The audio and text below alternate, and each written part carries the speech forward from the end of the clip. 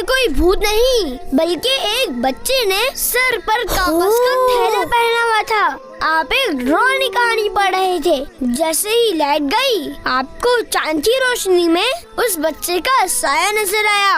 آپ سمجھے کہ یہ کتاب والا بھوت باہر آ گیا، جبکہ ایسا نہیں تھا، بس آپ کا وہم تھا. جی غلام رسول بھائی، ہاں ایسا ہی معلوم ہوتا ہے. آئیے اس بچے سے ملتے ہیں، شاید یہ ہمارے محلے میں کوئی نیا بچہ آیا ہے. السلام علیکم ورحمۃ اللہ وبرکاتہ.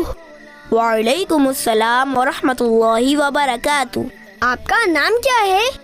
میرا نام بابر ہے. ویسے گھر میں مجھے سب ببلو کہتے ہیں. آپ بھی مجھے اس نام سے پکار سکتے ہیں. اور ہم اس محلے میں کل ہی شفٹ ہوئے ہیں. ویسے آپ کا کیا نام ہے؟ میرا نام غلام رسول ہے اور یہ میرے دوست ہیں فیضان بھائی، نعمان بھائی اور یہ اسید بھائی. اچھا ببلو، یہ اپنے کاغذ کا تھیلا کیوں سر پر پہنا ہوا تھا؟ یہ کاغذ کا تھیلا میں نے اپنے بھائی کو ڈرانے کے لیے پہنا تھا. ببلو بھائی اس طرح نہیں ڈراتے، یہ تو بہت بری بات ہے.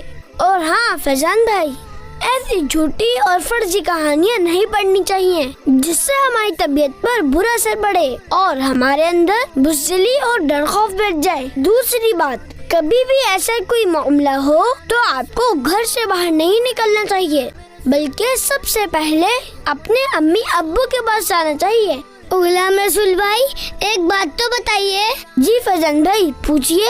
مجھے تو بہت ڈر لگ رہا تھا، لیکن کیا وجہ ہے کہ آپ کو کوئی ڈر محسوس نہیں ہوا؟ مجھے اس لیے ڈر نہیں لگتا کہ میں کوئی ایسی فضول کہانیاں نہیں پڑھتا اور پھر میں 5 وقت کی نماز ادا کرتا ہوں. آیت الکرسی ہر نماز کے بعد پڑھتا ہوں اور سورۃ الفلق اور سورۃ الناس بھی روزانہ پڑھتا ہوں.